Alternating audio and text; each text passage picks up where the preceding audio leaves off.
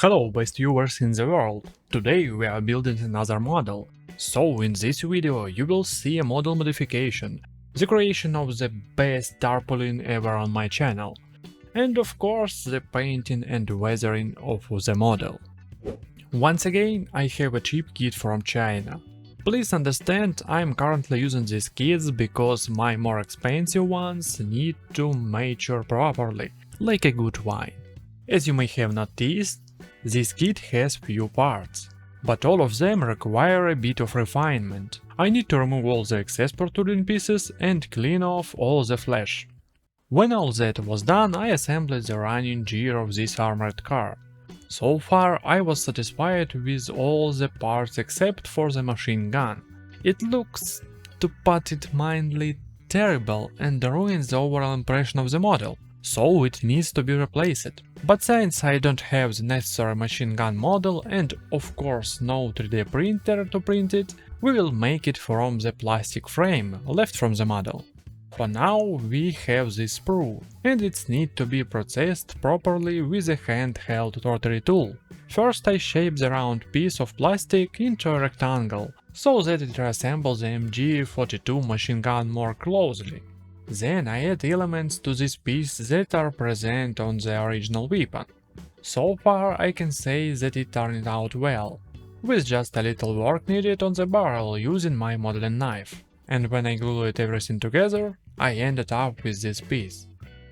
I also decided to add a machine gun belts. Yes, I know that primarily a special drum magazine was used for such equipment, but I decided to add the belt. It will add some detail to our model. And because drum magazine from this kit look terrible. Now it's time to work on the exhaust pipes. They are represented as these drums.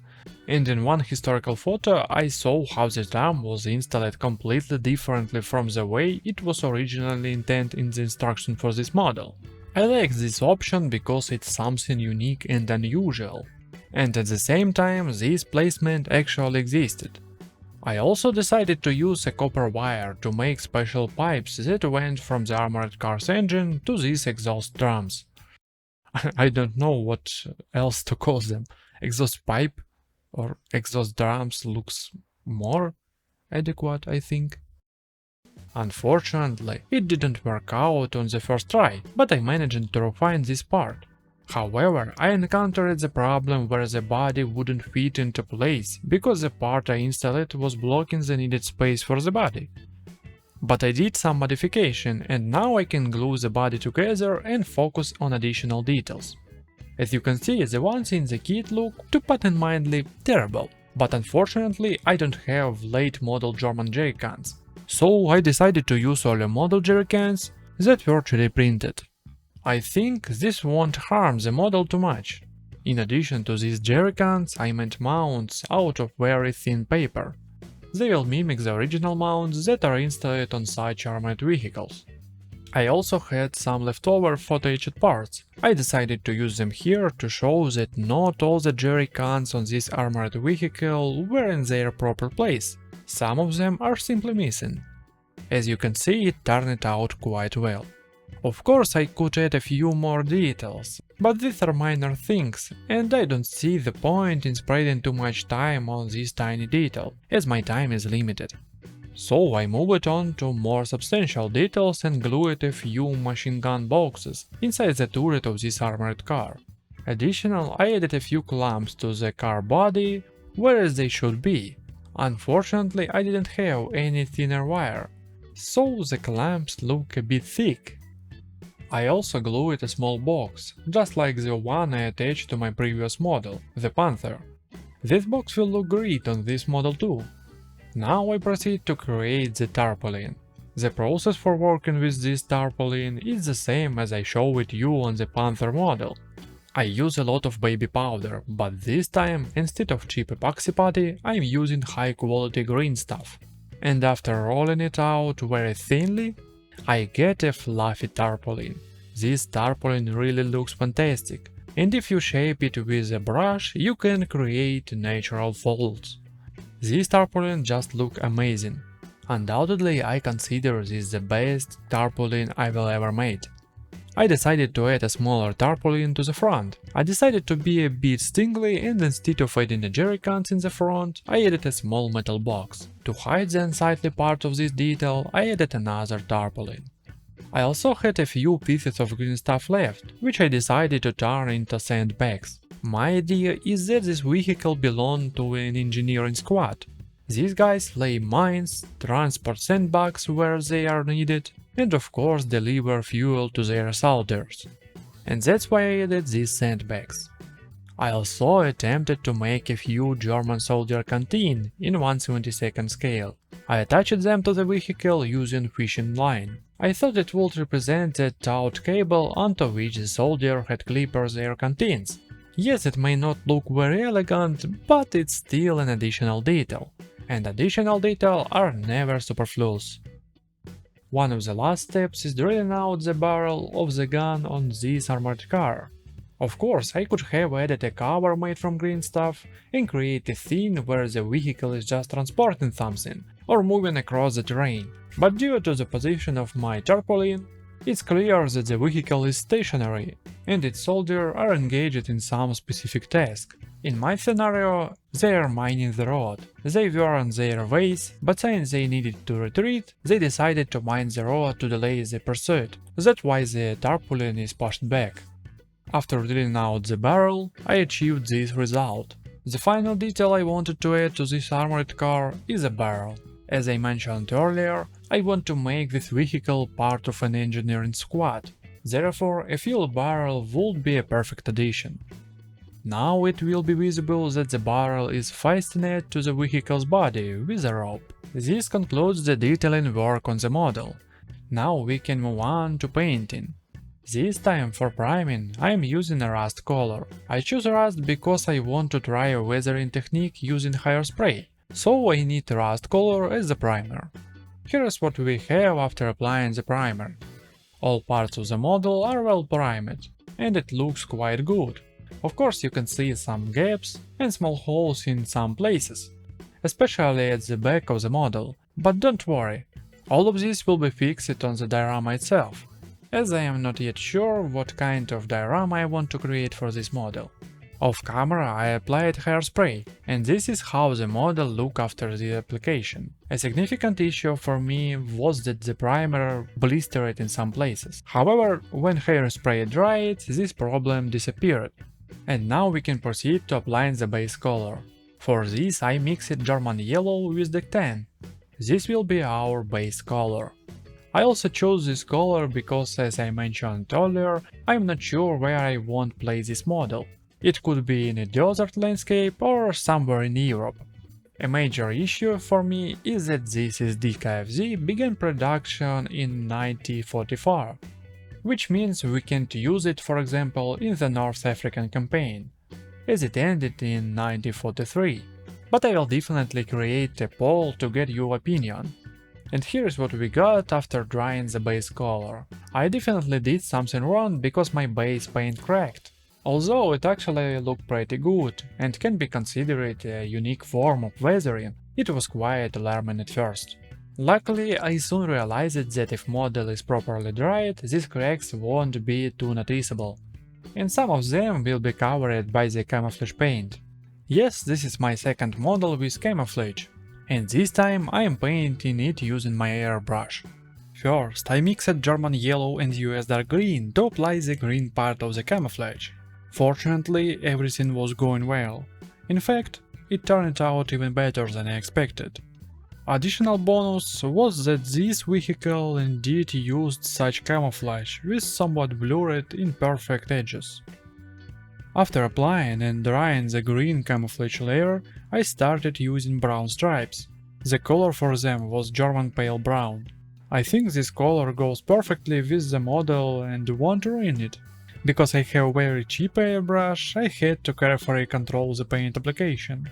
This required constantly working the airbrush button to avoid too much paint or too much air. The only advice I can give, even to beginners, is to buy a good airbrush. If you buy a cheap one, don't be surprised if your work turns out poorly. And after applying the brown stripes, we achieved this result. Honestly, I'm satisfied. Now I need a brush and plain water to remove the top layer of the paint, so that the weathering with the hairspray technique works. Honestly, this technique is amazing, and it works wonderfully. With enough practice, you can achieve astonishing result. As you can see, in some places I pressed too hard with the brush and got some overly large scratches. But in the end, I was satisfied with the result, and I can hide the larger issue using the dry brush method. Before moving on to more detailed weathering, I decided to apply the decals. I took the decals from a previous model, since this model didn't come with any. Fortunately, I had some spares.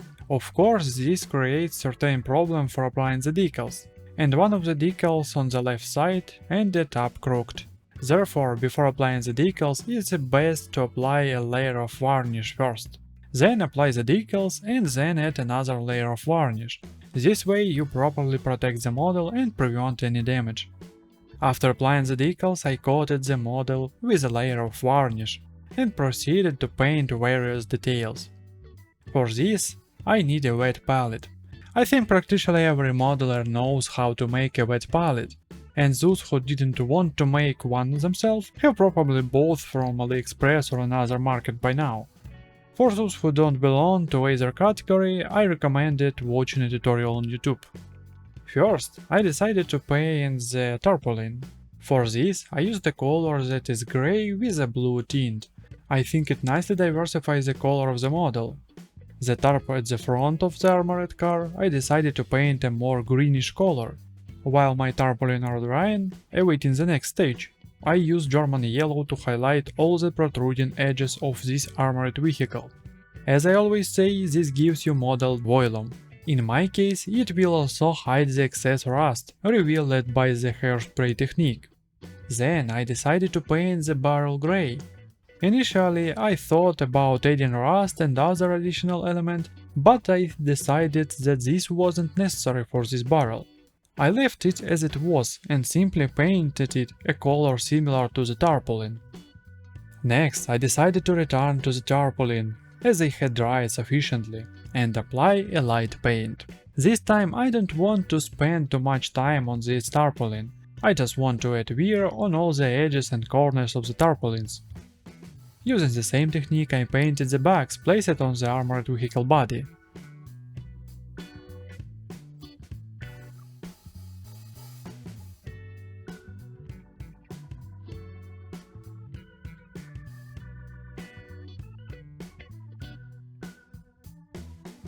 Then I decided to paint the fire extinguisher, located on the both sides of the body, and add a yellow label, which was typically on these fire extinguishers.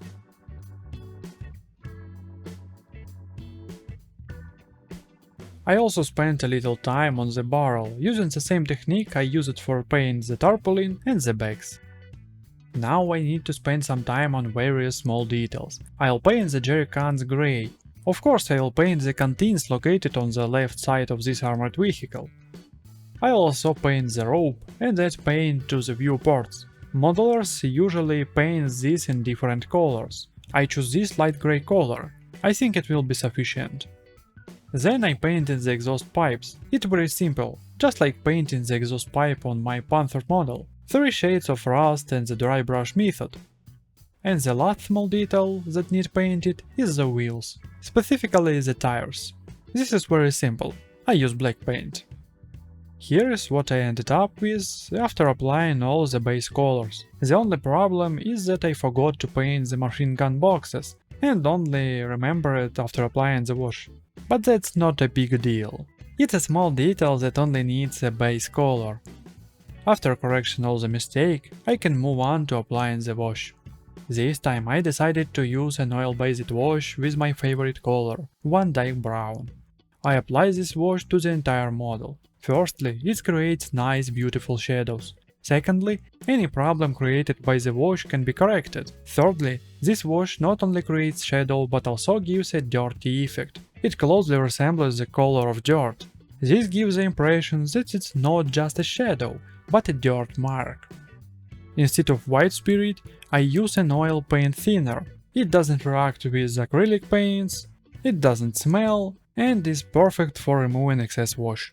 As you can see, this material works great, and using it, I was able to remove all the excess, and now our wash looks fantastic. Just look at this model after applying the wash and making the necessary corrections. It looks amazing. Now I just need to work on the wheels. To apply dirt to the wheels, I mixed 2 oil-based washes. The first was light ochre. I apply it to the wheels and quickly dry them using a hair dryer. The second wash also contained light ochre, but I added white oil paint to create a dust effect. After applying this paint and letting it dry, I use oil paint thinner, and the brush I use it for weathering to remove the excess wash.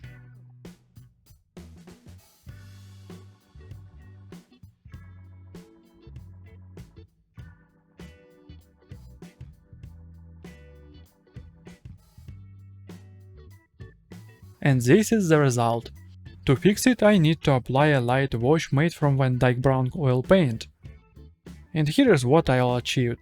These wheels look realistic, I think. And it really look like they've been on the ground, not just straight out of the factory. Now there is only one step left.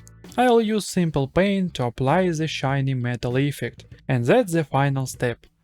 16 intense hours, 10 on the first day and 6 on the second, are complete. I think I managed to stay within 24 hours, only spending 16 on actual work. I am satisfied with the result, just take a look at this model. I think it's one of my best models in recent times. At least to me, it looks great, because it has a lot of different details on its body, which always create an interesting look. I hope you like this video format much more than the one where I separately assemble the model and then paint it. With it, I bid you farewell. Thank you for watching, this was Vlad from the No Quality Dioramas. Love you family, love you pets, and don't forget to create stunning dioramas with your wonderful models. Thanks for watching, and until next time.